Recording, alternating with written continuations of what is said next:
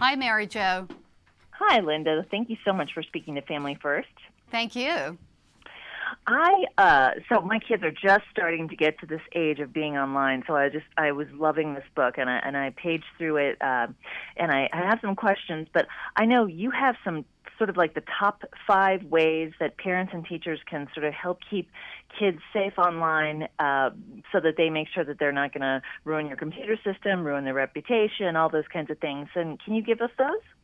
Oh, sure. Why don't I give you 3 tips that everybody can take away today? And one is protect your equipment. Whenever you get a new computer, don't just put it on the internet. Make sure you have antivirus software installed. Make sure you have good spyware protection, a firewall, and make sure your antivirus software is up to date. Number 2, social networking is not going away, okay? So, and we know that. So check your teens' profiles, make sure they're not giving out personal information about where they live on their Twitter accounts or their Facebook accounts. Make sure they're not telling where their physical location of their school is. And then boost your password strength. That's something everybody can do. You can take non-words to create a word that you can remember. Use special characters, use numbers, and boost that strength. And don't share your password with everybody. And don't use the same password with every account. So kind of switch it up a little bit. Oh, yeah. Is there a good way for kids to sort of keep track of all their passwords? Do you have a trick or anything for that? Well, it's tricky for everybody, okay? And you know, we're all looking for an easy way to solve that problem. And some of the different software that we use, some of the different applications will store passwords. And then there are some password tools that you can download on the internet where you can actually save your password. I think the most important thing is to remember not to use the same password for every account, and don't use things like your dog's name or 1, 2, 3, 4, 5. I mean, these things that are easy to crack. Absolutely. Now, I was interested. You were writing about cyberbullying. And you mentioned something that I hadn't even thought of that I think kids might need to know about, is bullying yourself. Can you talk about that a little bit? Well, bullying, 62% of teens have witnessed cruel behavior online, so that's, you know, those statistics are pretty high, and that's really what we classify as cyberbullying. So they've either witnessed it or they've been involved in it. One of the things that happens a lot is that teens will, you know, join forces with the bully and maybe start bullying and not even realize at the time, you know, that it could turn deadly.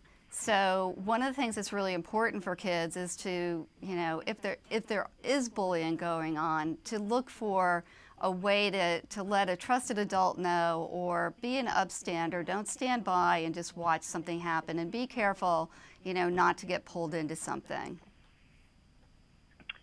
I was intrigued by the Megan Meyer case. Now, is it true that it got overturned because they proved that they didn't read the terms of agreement?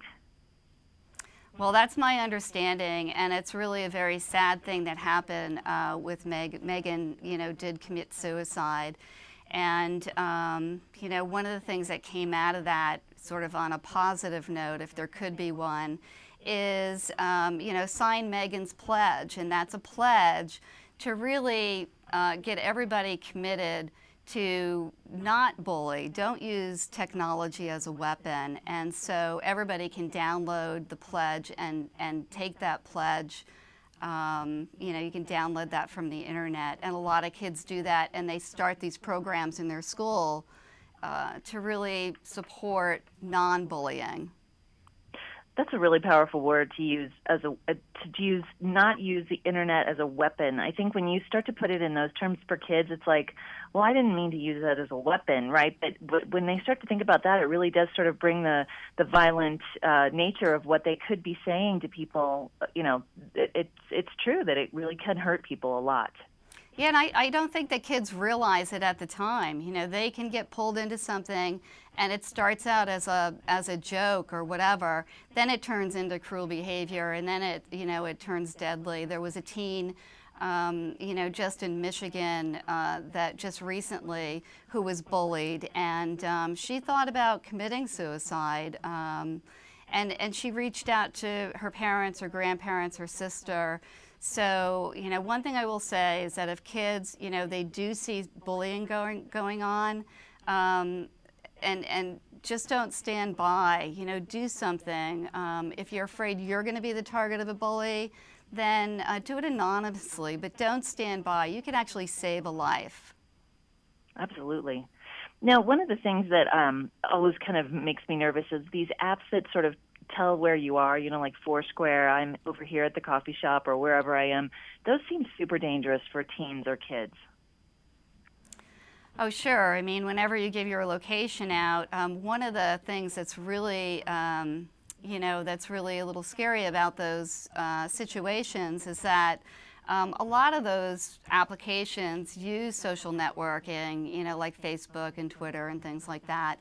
And if teens don't know how to set their privacy settings, or they lie about their age and they say they're over 18, they may actually be giving their, their location out to everybody. So it's really important that we teach our kids how to stay safe online, with social networking. Make sure they understand how to set their privacy settings. And there's a reason why not to lie, because if you say you're under 18, there's actually more protections for kids on social networks.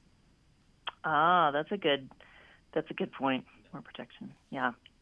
Now, this book is great, and it's got such great illustrations, and it actually has a lot of technical information, too. Can you just talk a little bit about your preferred browsers, or any browser information people should know about how to keep their security safe, their computer safe? Sure. I think that with browsers, here's the thing, is that one browser people love one day, and then the next day that browser has a vulnerability. So what browser you use, it really changes from day to day of what people like. And the key thing is to keep your software on your system up to date, keep your browsers up to date, keep your, all of the software on your system up to date. And that's a tough thing to do, so we all have to work hard to do that. And last question. So the book is Own Your Space, and it's available through the Creative Commons licensing, is that right? So that it's available for downloading online. People can check it out for teens, right? You made it so that anybody can look at it. Yes, it's available for free, and I'd like to thank my partner, DeVry University, for making that book available to every parent, teacher, and teen. Anybody can download that book. DeVry is a great example of a university who really understands how important security is to our families. People can download a free version of Own Your Space, keep yourself and your stuff safe online at DeVry, devry.edu/ownyourspace. And Own Your Space is one word. Everybody can download that book for free and use it, educate your family, educate your kids, and maybe even, it's a book that will introduce one of your kids into cybersecurity. It's a great field, it's a growing field, and there's just not enough jobs, there's not enough people to fill the roles with all the different attacks and problems happening. Wow, so it's double good. It's a good information and a possible job opportunity. Linda, thank you so much for your time this morning. Thank you. Mm-hmm.